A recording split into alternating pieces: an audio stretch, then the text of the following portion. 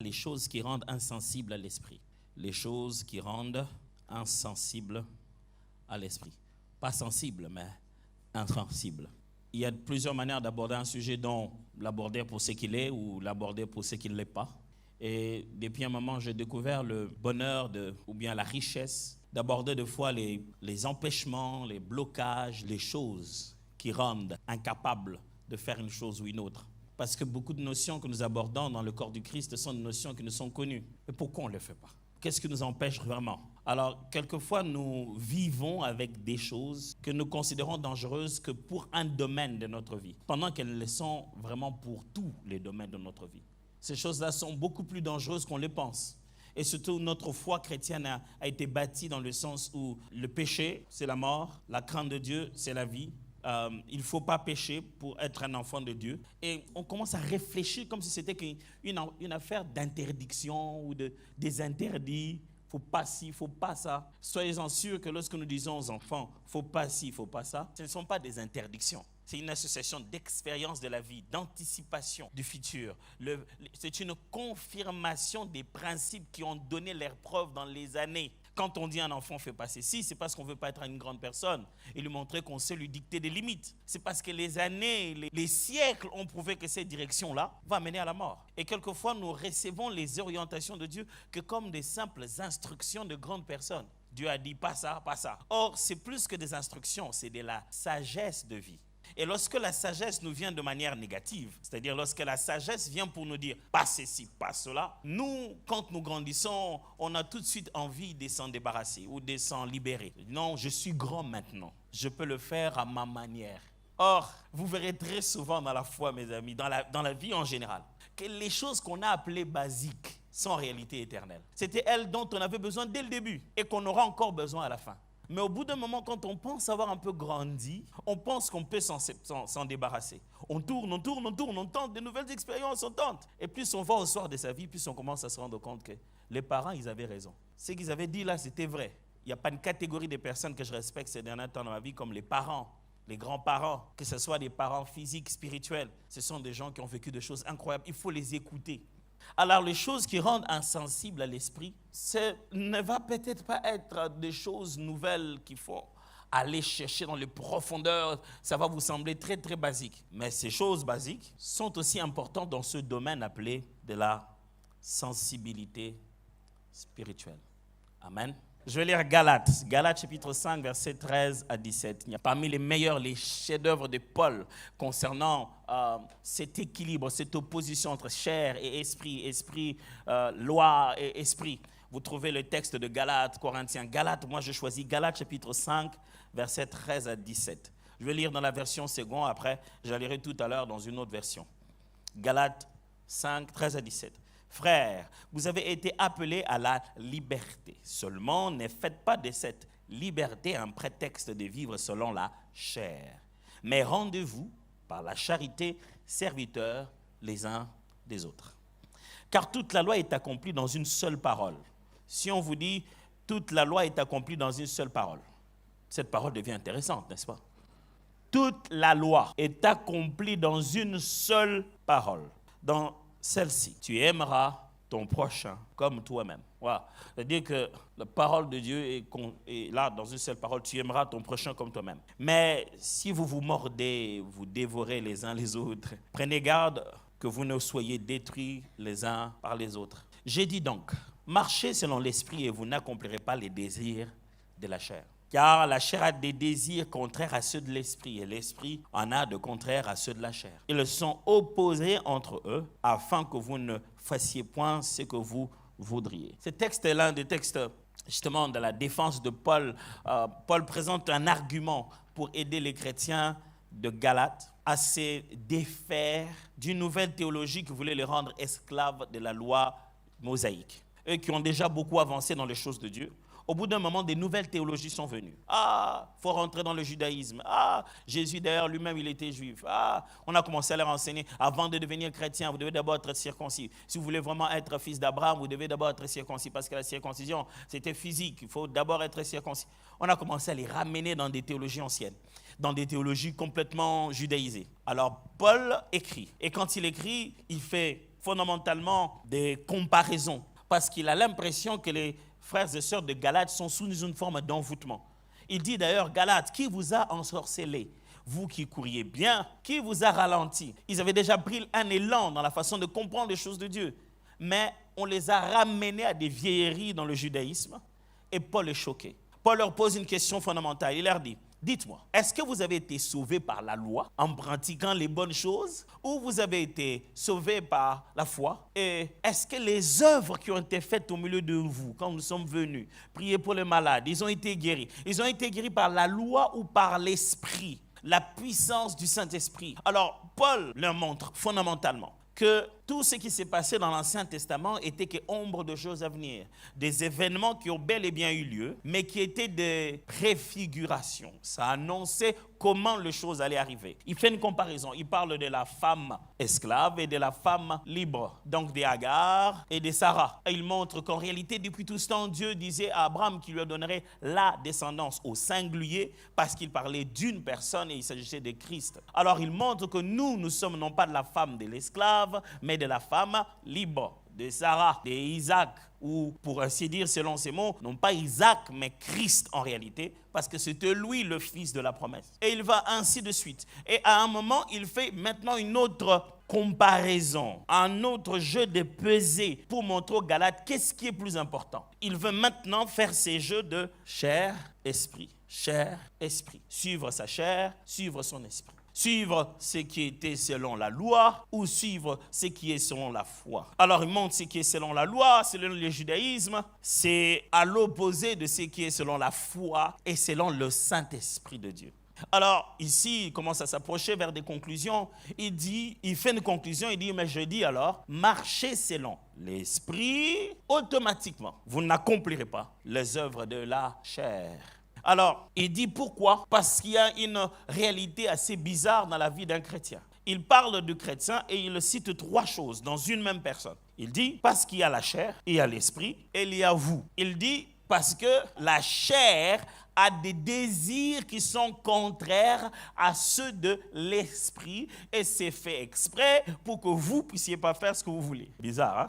Il y a chaque fois 2 camps. Il y a la chair qui tire et l'esprit qui est là, qui a son influence sur nous. Et cette tension qu'il y a généralement dans notre foi chrétienne, dans notre vécu tous les jours, c'est pour que nous ne puissions pas faire ce que nous voulons. On va y arriver. Je vous propose un deuxième texte. C'est Nombres chapitre 22, 18 à 35. On va lire. Balaam répondit et dit aux serviteurs de Balak, quand Balak me donnerait sa maison pleine d'argent et d'or, je ne pourrais faire aucune chose, ni petite ni grande, contre l'ordre de l'Éternel. Maintenant, je vous prie, restez ici cette nuit et je saurai ce que l'Éternel me dira encore. Vous entendez ça? Il dit ce que l'Éternel me dira encore. Pourtant, l'Éternel a déjà dit, n'est-ce pas? L'Éternel lui a déjà dit, ne va pas dire des choses. Mais il dit à ces gens quand même, écoutez, restez. Souvenez-vous de comment il commence sa conversation. Il dit, quand Balak me donnerait sa maison pleine d'argent, d'or, je ne pourrais... Donc, il a été question de propositions. On lui a fait d'autres propositions. Avant, il a dit non. Le Seigneur a dit non, ce peuple-là, on ne peut pas le maudire. Après, Balak envoie des propositions. Il dit, je vais lui donner des choses. Mais il a dit, même quand il faudra me donner tout ça, non, je n'irai pas. Mais écoutez ce qu'il dit. Il dit quand même à ces gens-là, restez ici quand même, hein? Dormez ici cette nuit. Je vais voir ce que l'Éternel va dire encore. L'Éternel a déjà dit, non? Dieu vint à Balaam pendant la nuit et lui dit, puisque ces hommes sont venus pour t'appeler, lève-toi, va avec eux. Mais tu feras ce que je te dirai. Balaam se leva le matin, c'est là son âne et partit avec les chefs de Moab. La colère de Dieu s'enflamma parce qu'il était parti. Pas normal ça? On reprend. Je ne sais pas si j'ai raté un truc. Il dit quoi d'abord? Dieu vint à Balaam pendant la nuit. Ok. Il lui dit, puisque ces hommes sont venus pour t'appeler, c'est qui parle? Dieu. Lève-toi, va avec eux, mais tu feras ce que je te dirai. C'est toujours Dieu, n'est-ce pas? Verset suivant. La suite dit, Balaam se leva le matin, sella son âme et partit avec les chefs de Moab. C'est ce que Dieu avait dit, non? La colère de Dieu s'enflamma parce qu'il était parti. On dirait qu'il y a un vide. Et l'ange de l'Éternel se plaça sur le chemin pour lui résister. Balaam était monté sur son ânesse et ses 2 serviteurs étaient avec lui. L'ânesse vit l'ange de l'Éternel qui s'était né sur le chemin. Quand l'ânesse devient plus sensible que le prophète, c'est que c'est grave. Quand l'ânesse devient plus sensible que le prophète, qu'est-ce qui a causé ça? L'ânesse vit l'ange de l'Éternel qui s'était né sur le chemin, son épée nue dans la main. Elle se tourna du chemin et alla dans le champ. Balaam frappa l'ânesse pour le ramener dans le chemin. L'ange de l'Éternel se plaça dans un sentier entre les vignes. Il y avait un mur de chaque côté. L'ânesse vit l'ange de l'Éternel et se serra contre le mur et pressa le pied de Balaam contre le mur. Balaam la frappa de nouveau. L'ange de l'Éternel passa plus loin et se plaça dans un lieu où il n'y avait point d'espace pour se détourner à droite ou à gauche. L'ânesse vit l'ange de l'Éternel et elle s'abattit sous Balaam. La colère de Balaam s'enflamma. Il frappa l'ânesse avec un bâton. L'Éternel, écoutez ce qu'il fait maintenant. C'est toujours l'Éternel qui lui a dit pas, et puis l'Éternel qui est fâché.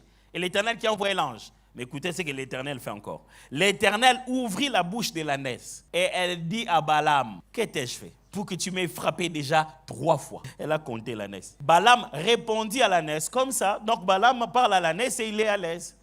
Rien ne le choque. Les gars doivent être super fâchés. On dirait qu'ils voulaient que l'ânesse parle. Balaam répondit à l'ânesse, c'est parce que tu t'es moqué de moi. Si j'avais une épée dans la main, je te tuerais à l'instant. Oh, prophète, calme-toi. L'ânesse dit à Balaam, ne juge pas ton ânesse, que tu as de tout temps monté jusqu'à ce jour. Ai-je l'habitude de te faire ainsi? Et il répondit, non. C'est comme un genre de fable de La Fontaine. Hein? L'Éternel ouvrit les yeux de Balaam. Oh, l'Éternel encore. Il aurait pu carrément ouvrir les yeux de Balaam dès le début alors. Au lieu que l'ânesse voie, il aurait pu faire voir Balaam directement. L'Éternel ouvrit les yeux de Balaam, et Balaam vit l'ange de l'Éternel qui s'était né sur le chemin, son épée nue dans la main, et il s'inclina et se prosterna sur son visage. L'ange de l'Éternel lui dit, pourquoi as-tu frappé ton ânesse déjà 3 fois? Jugement sur l'ânesse. Voici, je suis sorti pour te résister, car c'est un chemin de perdition qui est devant toi. Mais c'est le chemin que l'Éternel m'avait dit, lève-toi, pars.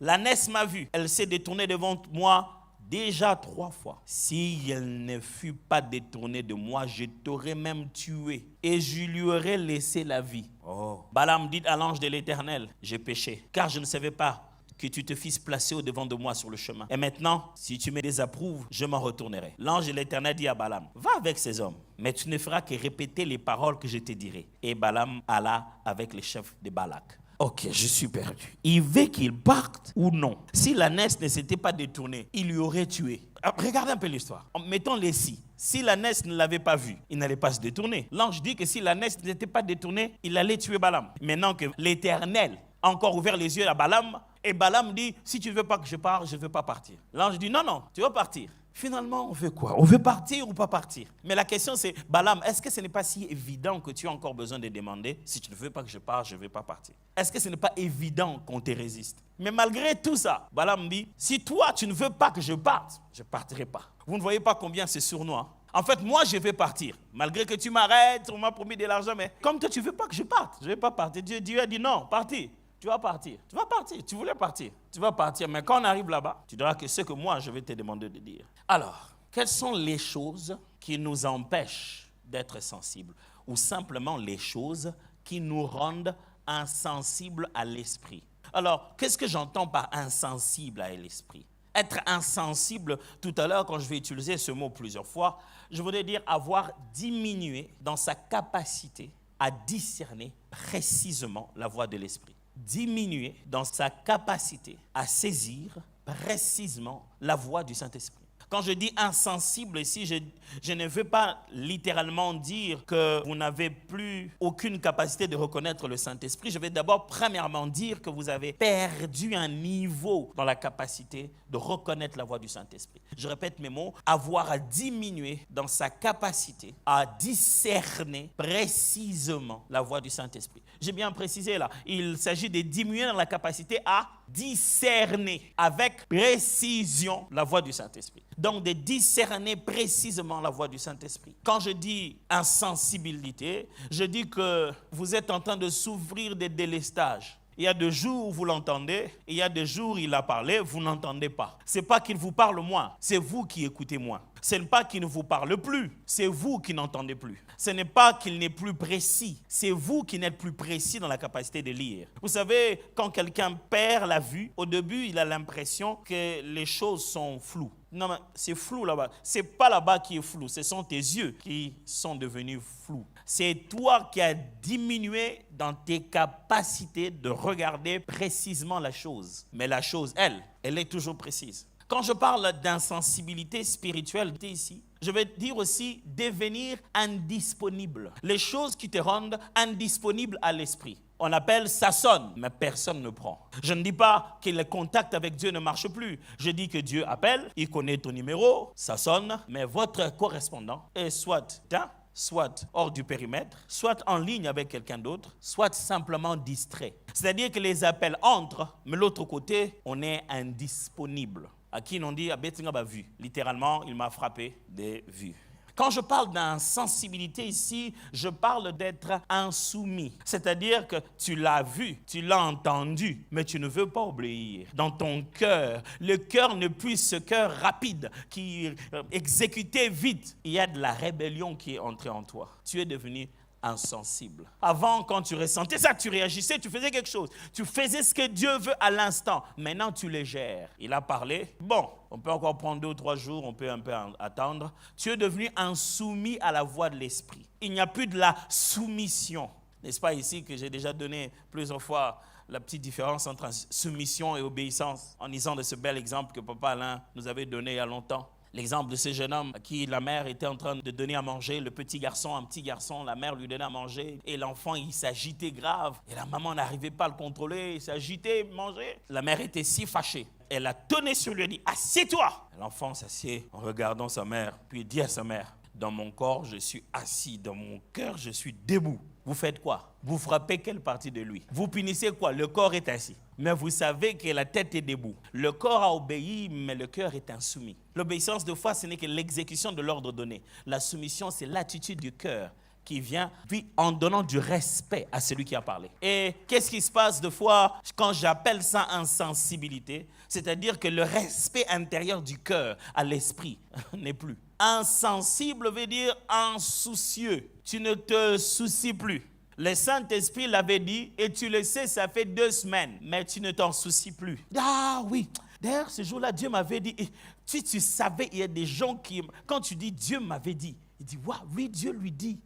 Mais toi, Dieu t'avait dit, ça fait 2 mois, et tu es comme ça. Tu aurais dû le faire il y a 2 mois, et tu es comme ça. Je ne veux pas dire que tu es devenu incapable seulement d'écouter. Je veux dire que même quand tu as écouté, tu es devenu incapable d'obéir. Parce que la sensibilité à l'esprit ne sert qu'à exécuter la volonté de Dieu. Insoucieux. Il y a des gens qui vous disent, ah oui, le Seigneur m'en avait parlé. Tu l'entends parler de Dieu comme un meilleur ami qui va, bon, dans tous les cas, il va pardonner. Il sait, lui et moi, on se connaît. On connaît nos bêtises et nos erreurs. On sait comment on arrange ça.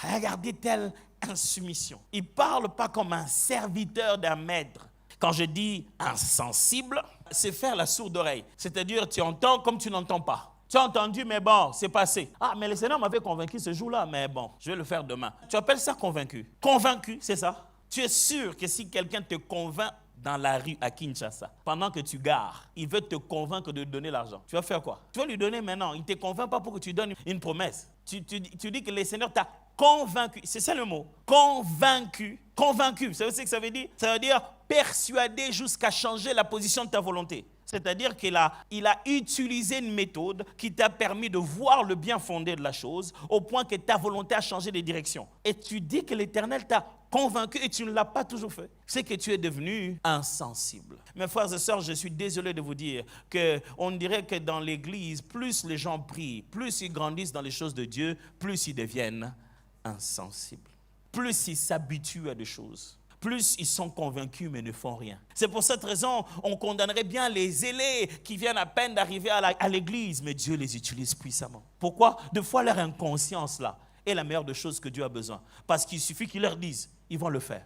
Mais quand on prend du temps dans les choses de Dieu, qu'on commence à avoir une réputation à perdre, il est possible qu'on devienne en même temps insensible. Vérifiez le voisin s'il n'est pas devenu insensible à votre présence. Dis-lui que je suis toujours là. Dis-lui par son prénom quand même. Tu connais son prénom, non? Ah! Comment tu es devenu insensible comme ça? Tu connais son prénom.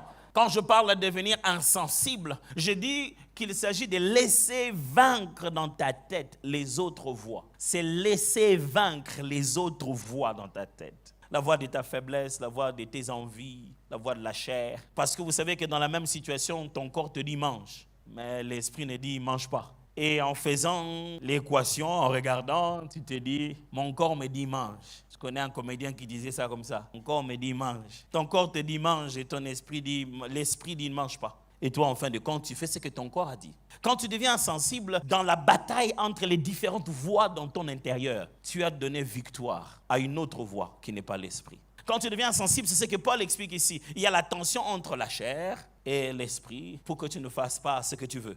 Finalement, quand tu deviens insensible, tu veux ce que la chair veut. Tu écoutes une autre voix que celle du Saint-Esprit. Insensible. Alors, je vais partager avec vous 3 vérités ce soir. Je les ai fait comme des punchlines pour que ça nous résume tout ce que j'ai expliqué. La première des choses que j'aimerais que nous puissions retenir en ce qui concerne les choses qui nous empêchent d'être sensibles à l'esprit. 1. Celui qui devient insensible à l'esprit devient très sensible à la chair. Celui qui devient insensible à l'esprit devient très sensible à la chair. Mes amis, il n'y a pas de demi-mesure, il n'y a pas de juste milieu. Plus tu perds ta capacité à rester à l'écoute du Saint-Esprit, plus tu montes dans tes réactions sur des futilités. Moins tu écoutes l'Esprit, moins tu es à l'écoute de l'Esprit, plus tu as la réaction à peau de fleur, à fleur de peau, voilà. Désolé, ma femme n'est pas là. Quand elle n'est pas là, je renverse les choses. Parce que quand elle est là, elle me regarde d'un œil un regard qui tue, qui te dit, mon cher, tu as dit là, il fallait dire le. Béni soit Dieu pour la sœur Chilo. Mais il y a une vérité, moins tu es dans la prière, plus tu es dans le commérage. Moins tu es dans la présence de Dieu, plus tu veux montrer que tu es fâché. Ils vont voir. Quand vous regardez un chrétien dit charnel, vous voyez qu'il est en train de réagir avec sa chair. Il devient très sensible. Quand tu es mort dans ton intérieur et que tu n'écoutes que l'esprit qui te fait vivre, quand tu ne vis plus avec tes yeux et que tu es devenu aveugle, que c'est quelqu'un d'autre qui te dit va à droite, tu n'as plus de réactions à faire. Ce n'est plus toi qui vis, c'est Christ qui vit en toi. Mais quand quelqu'un écoute de moins en moins l'esprit, il écoute de plus en plus le voix de la terre, de plus en plus son corps, de plus en plus sa chair. Il n'y a pas de demi-mesure. Plus tu t'éloignes de l'esprit, plus sensible devient ta chair. Ta chair devient très très sensible. C'est-à-dire ce qui était mort en toi se réveille. Tu veux reconnaître un homme spirituel, tu verras qu'il est insensible aux choses de la chair. Je répète, tu veux reconnaître un homme spirituel, un homme conduit par l'esprit, tu as l'impression, mais franchement, mais on t'a dit ça vraiment. Tu es resté comme ça. Je vais faire quoi? Franchement. Quand l'esprit commence à te diriger, mes frères, quand c'est l'esprit que vous entendez, vous n'entendez plus la chair. Celui qui est sensible à l'esprit est insensible à la chair. Donc celui qui devient insensible à l'esprit devient très sensible à la chair et à toutes ses œuvres. Vous savez, quand l'esprit vous guide, même quand vous avez choisi vos habits pour vous habiller, vous vous habillez pas pour plaire. Je ne sais pas comment vous expliquer ça. Vous voulez être propre, vous voulez tenir compte de couleurs, mais vous n'êtes pas dans vos habits. Vous n'êtes pas dedans. Mais quand c'est la chair qui est sensible, il suffit qu'une de ces choses ne soit pas à sa place. Même le parler en langue vous fouille. Je vous dis la vérité. Vous voyez que l'homme n'est plus là. On a mis une tache dans sa chemise blanche qu'il avait prévu de porter ce jour-là. Vous sentez que même quand il prêche, il donne beaucoup d'exemples de femmes qui ne travaillent pas à la maison. Femmes, vous devez prendre le temps de préparer les habits de vos maris. Quelque chose qui s'est passé l'a rendu sensible. Quelqu'un l'a juste provoqué. Il a perdu la connexion. Vous savez, quand vous devenez très sensible à la chair, vous perdez, vous entrez dans un niveau où il y a des réseaux que vous ne captez plus. Dieu parle, vous n'entendez pas. Pourquoi? La chair parle trop fort. Vous savez, tel que nous sommes là, il y a plusieurs sons que nous entendons simultanément. Mais nous avons décidé d'annuler, d'éliminer, de réduire ces autres sons et de nous concentrer qu'à ma voix pendant que je parle. Il y en a tout plein ici. Mais quand vous commencez à devenir très sensible à la chair, c'est que pendant que nous sommes ici, vous entendez un autre son. Vous pouvez être là en train de nous regarder. Mais vous n'êtes pas là. Vous n'êtes pas là parce que vous écoutez autre chose. Mes amis, ne cédez pas à la chair. La chair vous empêchera d'être sensible à l'esprit. Mes amis, je vous en supplie, restez sensible à l'esprit. Ces choses sont une réalité de cause à effet. Vous êtes rempli de l'esprit, vous n'accomplissez pas automatiquement les œuvres de la chair. Vous n'êtes pas rempli de l'esprit, vous accomplissez automatiquement les œuvres de la chair. Je vais vous lire ce que je vous ai lu dans Galates tout à l'heure, mais je vais vous le lire dans la version de Parole vivante. Galates chapitre 5, Parole vivante. Galates 5, 13 à 17, Parole vivante. Je vais lire. Oui, mes frères, c'est à une pleine liberté que vous avez été appelés. Mais cela ne signifie pas qu'il faille en abuser et laisser libre cours à vos instincts. Que votre liberté ne serve pas de prétexte pour vivre comme des hommes livrés à eux-mêmes pour assouvir vos convoitises. Qu'au contraire, L'amour vous incite à vous rendre serviteurs les uns les autres. De cette manière, vous obéirez vraiment à la loi, car elle peut se résumer dans cette parole. Aime ton prochain comme tu t'aimes toi-même. Celui qui observe ce commandement a satisfait à tout ce que la loi demande. Mais si votre liberté vous conduit à vous mordre et à vous en entre-déchirer, prenez garde à la destruction réciproque. Vous courez à votre perte commune. Voici donc mon conseil. Marchez sous la direction de l'esprit et vous ne risquerez pas de satisfaire les convoitises de votre être naturel. Vos désirs égoïstes et coupables ne parviendront pas à leur fin. Laissez donc l'esprit vous conduire. Obéissez à ses instructions et ne cédez pas aux aspirations qui animent l'homme livré à lui-même. Vous entendez ça? J'aime bien. Il montre automatiquement. Il dit, laissez donc l'esprit vous conduire. Obéissez à ses instructions. 17. Votre ancienne nature avec ses désirs égoïstes se rebiffe contre l'esprit. Les aspirations de votre être irrégénéré se dressent sans cesse contre l'être spirituel. Mais l'esprit, de son côté, s'oppose à la volonté naturelle de l'homme. Ces deux forces antagonistes sont constamment en conflit. Chacune d'elles luttant pour subjuguer votre volonté. Elle influence sans cesse vos désirs. C'est pour cela que vous n'arrivez pas à mettre vos résolutions à exécution et que vous n'êtes pas libre de faire ce que vous aimeriez. J'aime comment il présente cette tension. Il dit l'esprit donne des instructions. Laissez-vous faire par ça et non pas par votre chair et par ce qui est de l'homme. Mes amis, vous ne pouvez pas à la fois aimer tout ce qui est instinctif et humain et rester sensible à l'esprit. Plus quelqu'un devient sensible à l'esprit, plus les hommes charnels l'appelleront insensible. Plus quelqu'un commence à devient sensible à l'esprit, plus l'homme charnel, plus l'homme voit lui-même, va commencer à croire qu'il est insensible. Écoutez-moi, quand vous commencez à devenir sensible, vous commencez à devenir comme Dieu. Dieu a tant aimé le monde, mais on le voit laisser les gens mourir.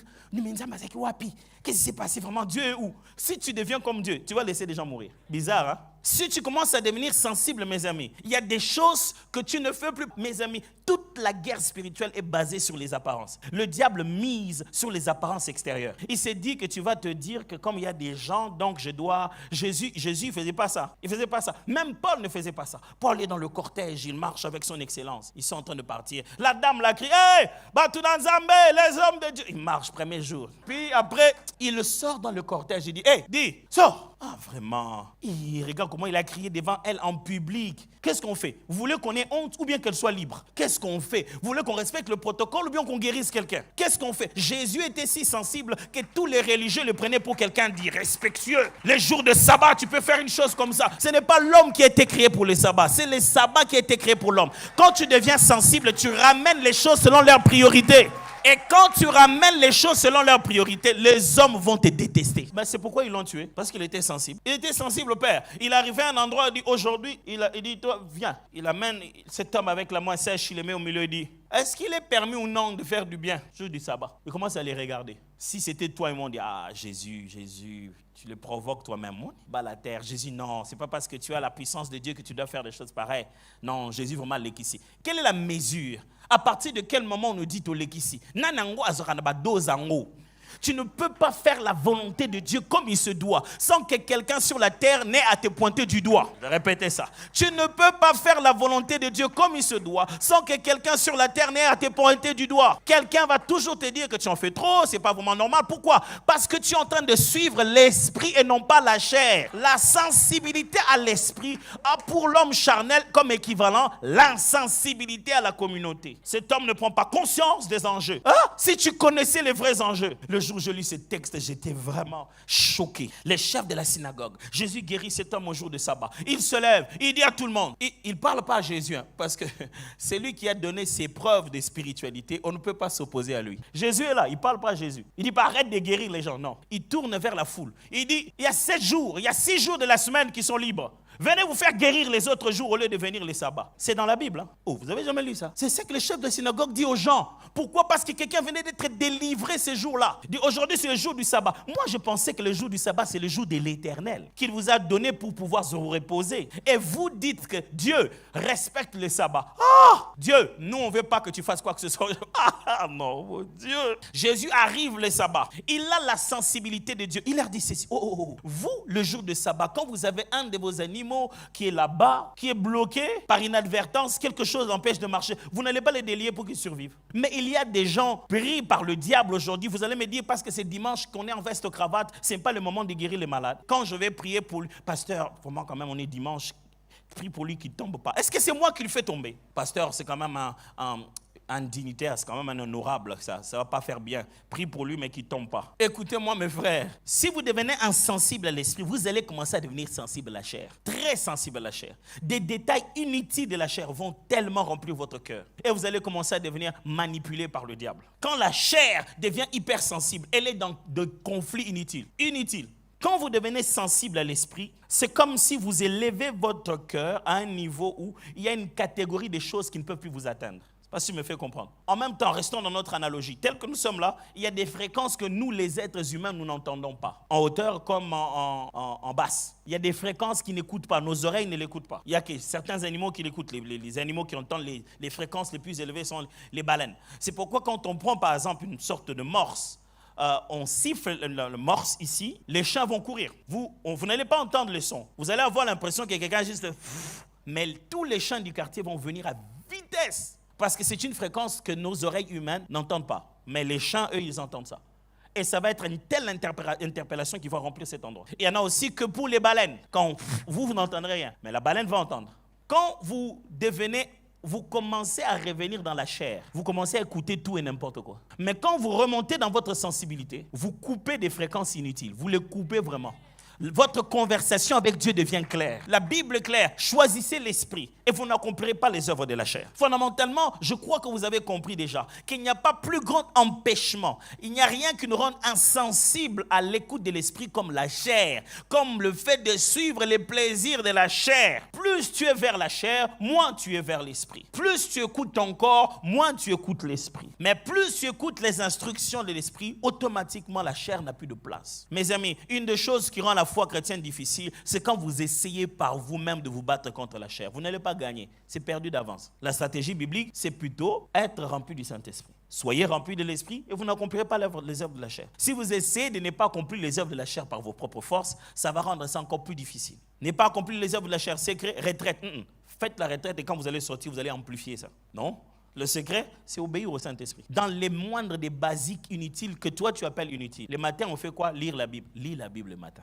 Pendant la journée, il faut passer un moment de prière. Prie. Aime tes voisins. Aime. Ne garde pas la colère dans le cœur. Pratique simplement la parole. Chaque jour, la dose qui est en toi va commencer à monter. Et tu vas, sans effort, tu vas commencer à te rendre compte que telle chose n'est plus à toi. Ça, tu ne fais plus. Tu te demandes même à quel moment tu as vraiment arrêté. On n'essaye pas d'arrêter. On essaye de suivre l'esprit. C'est le fait de le suivre qui nous fait arrêter le reste. Vous ne pouvez pas venir arrêter le péché, arrêter la chair dans la chair. Impossible. Le seul moyen d'arrêter la chair, c'est d'aller à l'esprit. N'entrez pas dans le domaine de la chair pour arrêter la chair. Ce n'est pas possible. Paul dit, c'est quand vous commencez plutôt à obéir à l'esprit, à obéir à la foi, que vous prenez une autre tangente qui n'a rien à voir avec la chair. Alors, qu'est-ce qui nous rend insensibles à la voie de l'esprit pour aujourd'hui? Je viens de vous proposer la chair en général. Je vais vous proposer aussi l'avarice en particulier. Avarice, être avare. Être avare, c'est être amoureux de l'argent, amoureux des biens matériels, aimer tellement les choses matérielles. Je vais poser une question très simple. Que tous ceux qui sont avares lèvent la main.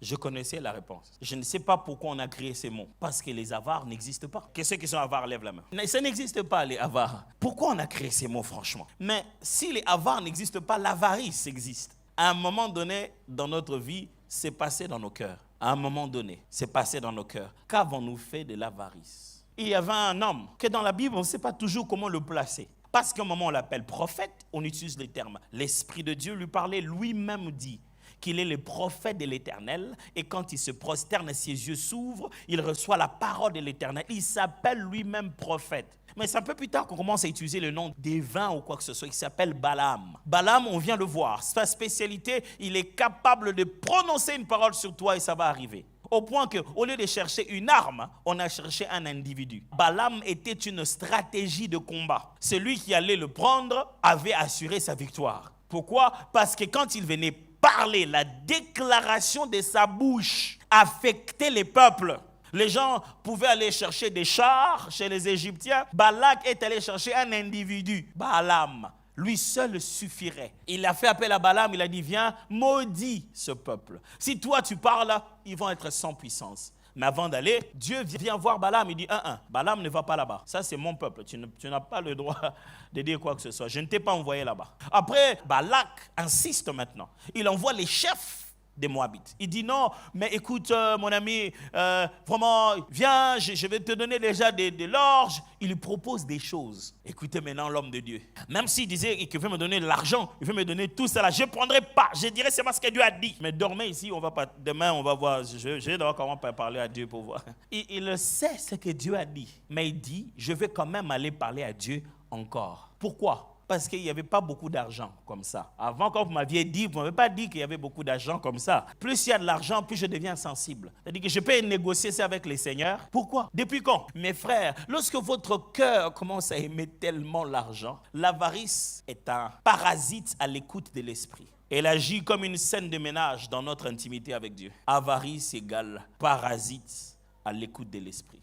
Pendant que tu es en train d'écouter Dieu ou pendant que tu as des conversations, vous savez qu'on a des conversations au WhatsApp et puis quelqu'un dit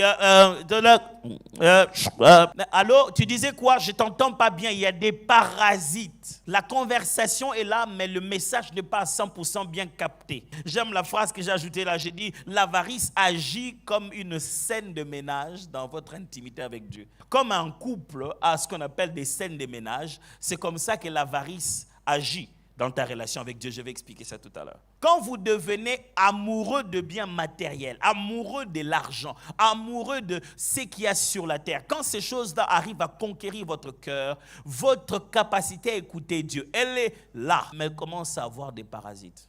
Vous n'allez pas vous rendre compte que votre cœur est allé ailleurs et ça bougeait aussi vos oreilles. Balaam a commencé à s'imaginer, ok, va avoir de l'argent, je vais quand même parler avec Dieu. Dieu vient lui parler la nuit. Il dit, ok, Balaam, pars avec ces gens. Il se réveille le matin, alléluia, gloire à Dieu, alléluia. Je vais partir avec ces gens. Écoutez-moi mes frères, quand votre cœur est rempli d'avarice, vous écouterez un prophète dans votre direction de plaisir. Quand votre cœur est tellement rempli du besoin d'argent, vous aurez des prophètes qui vont vous donner des messages authentiques venant de Dieu, que vous allez aimer, les gens des messages que vous vouliez. C'est-à-dire que celui-ci parle, dit non, je vais quand même chercher un autre homme de Dieu pour équilibrer ça. Non, tu ne cherches pas un autre homme de Dieu, tu cherches l'homme de Dieu qui parlera dans la direction de ce que tu veux. Non, tu commences à chercher un deuxième avis dans les prophéties comme pour les médecins. Tu cherches quoi si c'est le même Dieu? Pourquoi tu cherches à ce qu'ils disent autre chose? Parce que ton cœur est parti. Écoutez-moi, quand ton cœur est parti, tes oreilles n'écoutent plus. Je répète, quand ton cœur est parti, tes oreilles n'écoutent plus. Demande ça aux jeunes filles dans les quartiers. Pourquoi elles sortent des murs? Elles sautent les murs. Pas à sauter, son cœur est parti. Son cœur est parti. Quand ton cœur est parti, tes oreilles n'écoutent plus. Pasteur, priez pour moi. Vraiment, moi, je suis convaincu que c'est lui. C'est quelqu'un de sérieux. Tu es convaincu que c'est lui ou c'est quelqu'un de sérieux? Quand ton cœur est parti, tes oreilles n'écoutent plus. Je répète, quand ton cœur est parti, tes oreilles n'écoutent plus. Quand ton cœur est parti, tu vas rêver ça. Pasteur, moi, j'ai rêvé. Est-ce qu'il t'a dit que c'était Dieu? Ton cœur était parti. Le cœur de Balaam veut cet argent. Il veut de ça. Et Dieu vient, il regarde, il dit, ok, Balaam, demain tu pars. Il se lève le matin, on part. Alors, ils sont en train de partir. Pendant qu'ils partent, l'ange est là pour le résister. Pas pour la Balaam au monde. Mais Dieu est un Dieu de grâce. Que Balaam devenait insensible, l'ânesse continue à voir. C'est pour ça, quelquefois dans la vie, quand vous sentez que votre cœur est parti, écoutez les innocents. Ceux qui n'ont rien à voir, qui n'ont aucun intérêt dans l'affaire. Des fois, ça paraît être un enfant, un collaborateur à la porte. Quand une chose commence à embrouiller ton cœur au point que tu ne sais plus écouter Dieu, va l'écouter ailleurs, loin de tout intérêt, loin de qui que ce soit qui connaît la chose. Vraiment, même un simple conseiller qui t'a pas... Des fois, ça peut être quelqu'un dans un bus. Parce que quand le prophète ne voit pas, Dieu ouvre les yeux de l'ânesse. Je prie Dieu qui vous donne une ânesse. Quelqu'un qui peut voir pour que là où vous êtes devenu insensible, vous revenez quand même dans la volonté de Dieu. Il nous arrive à nous tous, mes amis, d'avoir tellement aimé la chose qu'on est déjà en train de partir. Alléluia. Je crois que Dieu, alléluia, tu fais des déclarations, mais Dieu te résiste.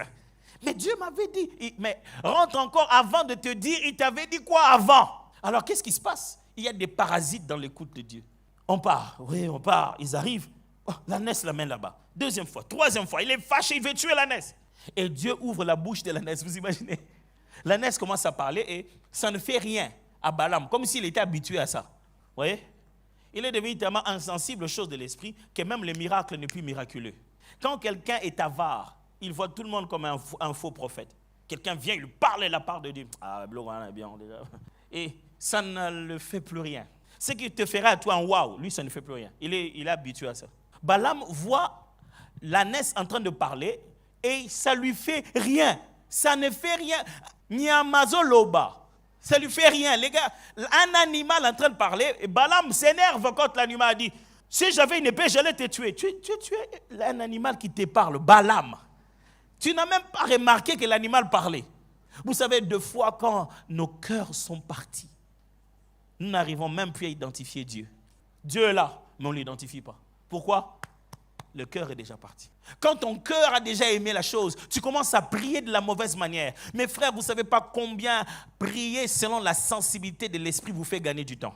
Vaut mieux pour vous vous taire, ne rien dire, jusqu'à ce que l'esprit vous dirige et faites exactement ce qu'il a demandé. Ça vous fait gagner du temps, mais ça vous fait perdre du temps. Veillez, priez, jeûne. Vous allez insister, mais vous insistez sur quoi? Sur ce que votre cœur désire tellement. Écoutez-moi, vous ne pourrez jamais désirer quelque chose de meilleur au-delà de ce que Dieu veut pour vous. Jamais. Vous ne pouvez pas vous dire, moi ce que je veux vraiment, si Dieu pouvait comprendre ça. Tu ne te connais même pas toi-même. Tel que tu es là, tu ne sais même pas ce que tu es. Avant, tu étais comme ça.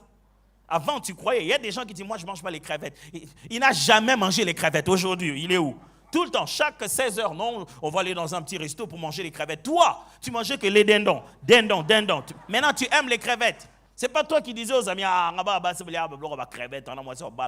mais c'est toi aujourd'hui qui es tout le temps là, derrière des gens, non, mais on va faire une petite avec mes collègues, on va manger un peu de crevettes. Toi, tu manges des crevettes, tu manges de crevettes aujourd'hui, avec des collègues. Ouh, le monde a changé, hein? Il semblait que toi, tu ne mangeais pas des crevettes. Comment tu en manges maintenant? Oh non, mais écoute, on a grandi dans la vie quand vous avez goûté, dans la vie, c'est que tu ne te connais pas. Et c'est lui qui t'a créé, qui sait ce que tu dois devenir. Tu penses qu'il ne peut pas avoir une idée meilleure sur ton bonheur que toi-même? Mes amis, où se trouve votre cœur dans la prière? Il est déjà parti. S'il est déjà parti, il y a des parasites. Il est possible que ce que vous ne cessez pas de dire, pasteur, moi je suis vraiment convaincu que c'est lui. Tu n'es pas convaincu. Tu es juste parti. Et tu n'entends plus que ça. Tous ceux qui te disent non, tu les balayes. Non, ça ne peut pas être ça. Dieu m'avait déjà dit. Si tu rentres vraiment de la tu verras que Dieu avait dit bien avant. Non, mais tu insistes tellement. Quand Dieu a fait le miracle de Caïn dans le désert, les miracles de Caïn, ce n'était pas les miracles de la manne. La manne, c'était la providence divine. La caille, c'était la colère de Dieu. Le peuple a tellement voulu dire non, mais non, pourquoi on ne mange pas de la chair? Vous êtes en plein désert. Vous savez où vous êtes? Est-ce que vous savez que vous êtes en plein désert? Que les degrés d'infectation plus élevés, la poussière et tout cela, la chair ici, papa, vous n'aurez pas la capacité de conservation qu'il faut. Je suis Dieu, je connais la chimie, je connais tout ça. Je ne vous donne pas des chairs ici dans le désert. Vous ne saurez pas comment le conserver. Mais vous voulez la chair. Vous voulez la chair? Ok. Dieu dit, je vais envoyer la chair. Et dans la prophétie, Dieu dit, ils vont manger jusqu'à ce que ça va sortir dans les nez. Si Dieu dit que ça va te sortir dans les nez, toi tu es content. C'est ce qu'on appelle une scène de ménage. Dans une relation de couple, de fois, on parle sarcastiquement. L'autre te dit ce qu'il ne faut pas faire en te le disant de faire. Dieu et Balaam ont une scène de ménage. Dieu dit, Balaam, et Balaam part. Si tu es marié, tu comprendras qu'on ne fait pas ça chez vous. On ne fait pas ça. Quand ta femme te dit, vas-y alors, Quand elle dit vas-y alors avec les épaules, c'est qu'elle ne va pas. Si tu te dis devenir intime avec Dieu, tu dois être capable de comprendre aussi quand il dit oui pendant que c'est non. Ça, c'est les degrés d'intimité absolue. Balaam, comment Dieu a subitement dit oui pendant qu'il avait dit non? Tout ce qu'il lui a dit, va avec eux. Tu feras tout ce que je voudrais. Tu diras ce que je veux. Il part. Écoutez-moi, Balaam, comment son cœur est déjà parti. Quand l'ange lui apparaît, il voit l'ange maintenant. Dieu lui ouvre les yeux. Il voit l'ange. Oh, je ne savais pas que tu étais là devant moi. Il dit, oh, Biki. J'ai failli 3 fois. Si l'ânesse n'était pas là, je t'aurais tué. Il n'a même pas dit merci à l'ânesse. Hein. Ça, c'est l'ingratitude des hommes. Hein. Ils sont comme ça. Il dit, oh, pardonne-moi, que l'Éternel me pardonne. Il dit, si l'Éternel ne veut pas que je parte, je rentrerai. Mais pourquoi il t'a résisté? C'était pour que tu partes. Vous savez, nous jouons de fois comme ça avec Dieu. On s'est dit, est-ce que Dieu, tu es 100% vraiment? Est-ce qu'il n'existe pas? Hein? Qu'est-ce qu'il y a? Pourquoi tu négocies? Tu as déjà commencé à visualiser ça. Tu as commencé. C'est ce que le diable fait. Il t'amène une image et tu commences à partir. Oh, il dit, tu vois le ciel, tu vois tous ces pays, ça deviendra à toi si tu te prosternes. Pourquoi il lui montre avant? Il veut le faire miroiter ça. Et quand ton cœur commence à te voir déjà dans cette voiture, tu commences à te voir déjà, pasteur, on est au fond, me coupe la bien, pasteur. Pasteur, on m'a pu me languer le quoi c'est pasteur. Et puis on est dans zana, on a linga na ba couple mo na verre, ye boinga boy. Pasteur, on m'a pu me languer le côté. Est-il possible que tous les jeudis nous demandons à Dieu des choses pour lesquelles il a dit non? Et il ne dit plus oui parce qu'il a dit oui. Il dit oui parce qu'il veut te dire oui. Et comme dans une scène de ménage d'un couple, il te dit oui alors. Oui alors. Et toi tu cours. Et tu te dis mais finalement pourquoi ça ne marche pas? Quand Dieu te dit oui alors, il va te résister. Quand Dieu te donne un oui là où il avait dit non, il va te résister lui-même. Mes frères et sœurs, vous voulez devenir sensible à l'esprit, c'est drôle. Il faut vider votre cœur. C'est pourquoi je vous ai dit au début, très souvent vous ne voyez pas et vous ne vous rendez pas compte qu'en réalité, les choses spéciales sont les choses les plus basiques. Je serais venu ici, je vous aurais aussi simplement dit, garde ton cœur plus que tout. Pourquoi? Parce que la sensibilité de l'esprit est liée à la sensibilité du cœur. Pourquoi? Parce que le caractère est une nature spirituelle. Je vais répéter ça. Pas le comportement, le caractère, la nature de cœur de l'homme est dans son esprit, non pas dans son psyché. Si quelqu'un est un rebelle, ce n'est pas un comportement, c'est un état d'esprit de rébellion. C'est pour cette raison Dieu est amour, il est bon, il est patient. Ce sont des caractères. Il est amour, il ne fait pas amour, il est amour. Le caractère est la nature d'un état d'esprit. Ce qui signifie que ce qui se passe dans ton caractère, dans le fond de ton cœur, c'est ce qui détermine comment tu vas dans ton esprit. Et si tu veux être spirituellement sensible, tu dois être caractériellement équilibré. Si tu veux avoir un esprit ouvert, tu dois avoir un cœur vide, souple. Un cœur d'enfant. Si j'étais venu en vous disant, bien-aimé, ayez un cœur d'enfant, comme le Seigneur nous a dit, vous allez me dire que la prédication était trop facile. Bon, comme vous avez voulu la formule longue, je fais toute la formule longue. Mais ce que j'essaie de vous dire en réalité, vous voulez être sensible à l'esprit, ayez un cœur d'enfant. Ne suivez pas les choses de ce monde. Ne suivez pas ne vous laissez pas faire. Ne vous laissez pas faire. Ce que vous voulez, ce que Dieu a pour vous est meilleur que ce que vous voulez. Ne vous laissez pas faire. Dans ce monde, il n'y a pas de point de limite. Il n'y en a pas. Il n'y en a pas. Ce que vous aimez là, il y a meilleur que ça. Il y a meilleur que ça. Il y a meilleur que ça. Il y a toujours meilleur que ça. C'est pourquoi Jésus est né. Il habite où? Nulle part. Et il s'est délibérément détaché de certaines choses. Lui qui était roi, il n'a pas voulu s'embarrasser de certaines choses. Jésus n'enviait rien des personnes. C'est pourquoi il se foutait éperdument de ce que les gens vont dire. Il ne devait rien à personne. Quand il s'est levé pour dire, regardez-moi ces renards. vipère, race de vipère. Qui vous a appris à... Jésus, waouh! Il était à l'aise. Il ne vaut pas ton argent. Il ne vaut... Tu vas lui dire quoi? Regarde-moi ce pauvre, je suis sûr. Il ne vaut rien de tout ce que vous avez. Mes amis, vous voulez être vraiment utilisés par l'Esprit. Allez chercher du côté de votre cœur. Parce que quand votre cœur devient insensible, votre esprit aussi devient insensible.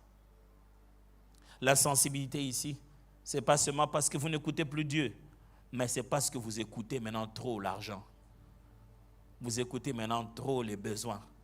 Vous écoutez maintenant trop ce qu'il y a.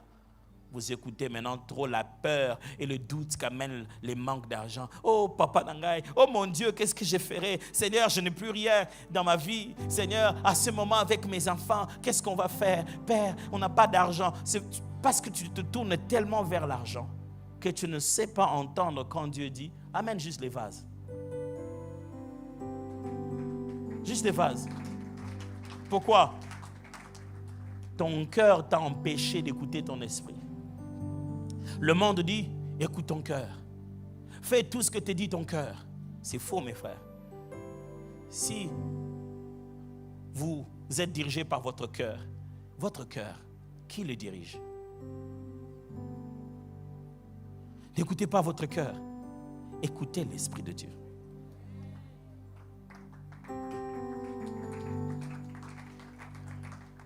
Prions quelques secondes, disons à Dieu, Seigneur, je veux que mon cœur devienne souple. Je veux sortir tout ce qui dans mon cœur le rend lourd. C'est quoi? C'est de l'amertume, c'est un pardon qui n'a pas été donné. C'est une pression liée aux limites financières. Pendant quelques secondes, je vais juste vous encourager à prier. Dieu, mon cœur, mon cœur.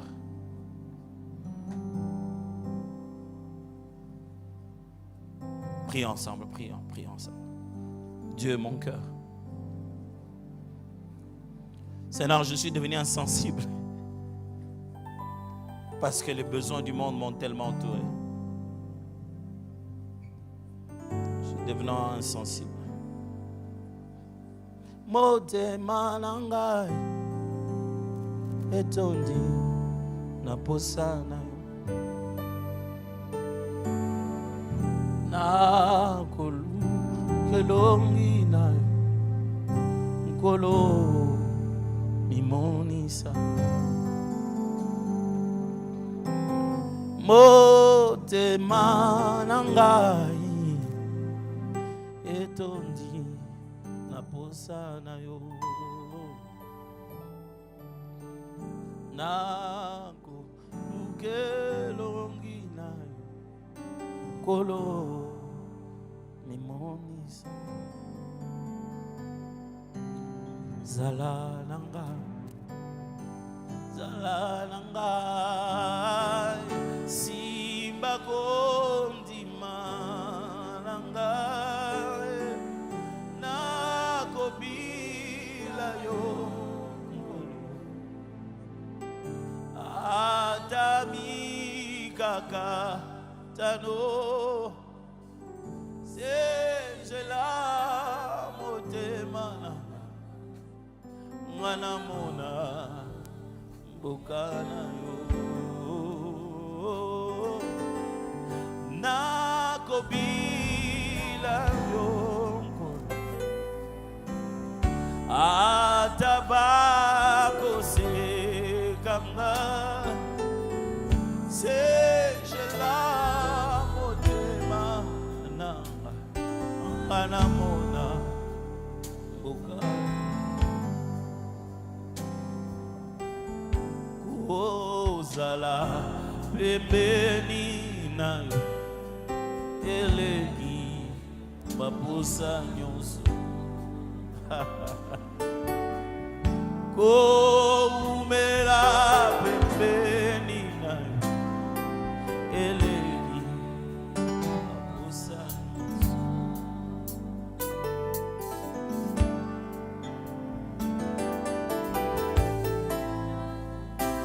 hey.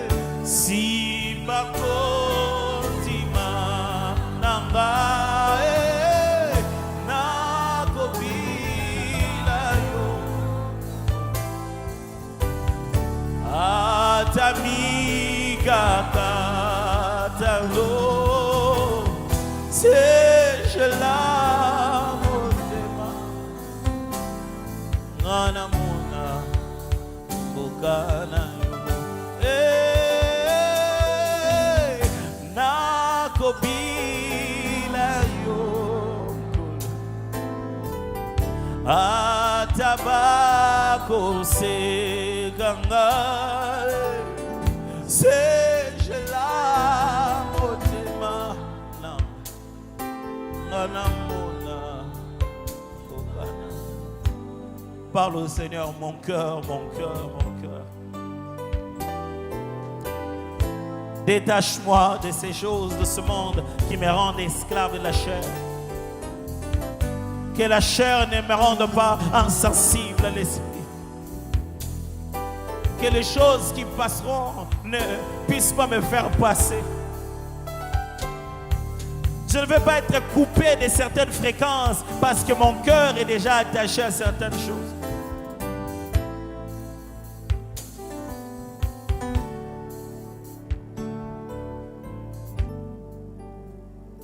Est-ce que tu lui parles sincèrement?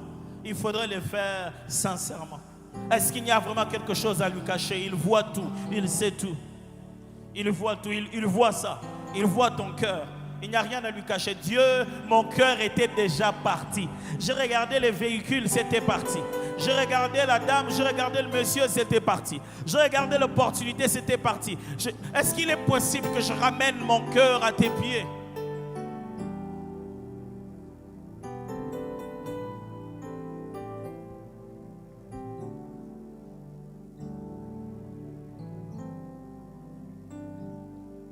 Seigneur, j'aimerais ramener mon cœur à tes pieds. Ramener mon cœur à tes pieds. Ramener mon cœur à tes pieds. Ramener mon cœur à tes pieds. Parce que j'aimerais revenir là où on peut rester que nous deux et rendre ça clair. Seigneur, j'avoue, c'était déjà parti. J'avoue que j'ai commencé à vouloir écouter ce que je voulais écouter. Et je suis devenu insensible à ce que tu avais dit. Il y a des choses que tu avais dit il y a longtemps, mais je les ai perdues parce que je veux tellement ressembler aux autres. Je veux tellement ressembler. Je veux tellement ressembler aux autres. Et je commençais à oublier que je devais juste être ce que tu avais dit. Ce que tu avais dit il y a tellement longtemps.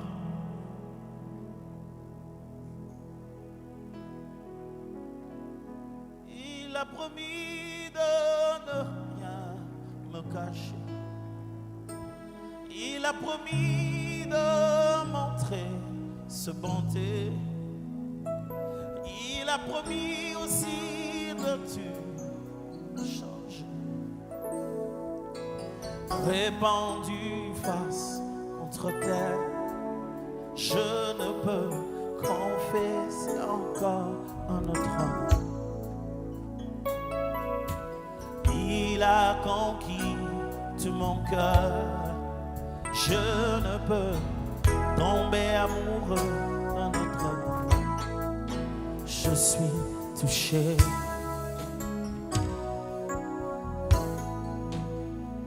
Touché.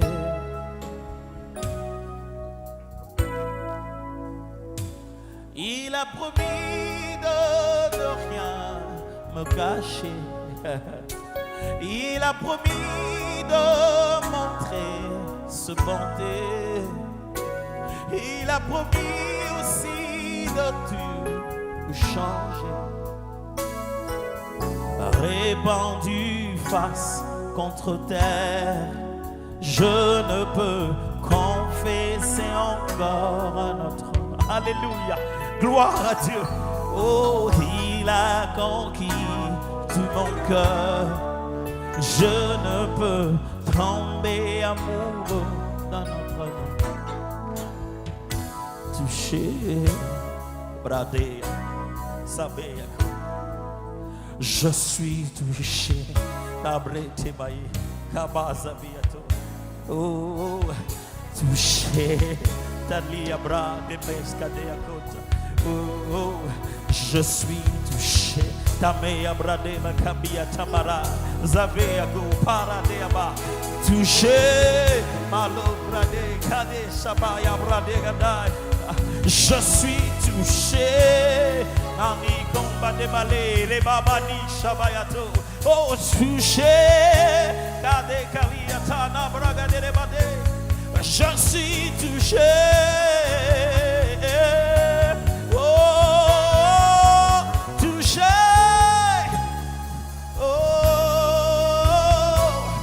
Je suis touché.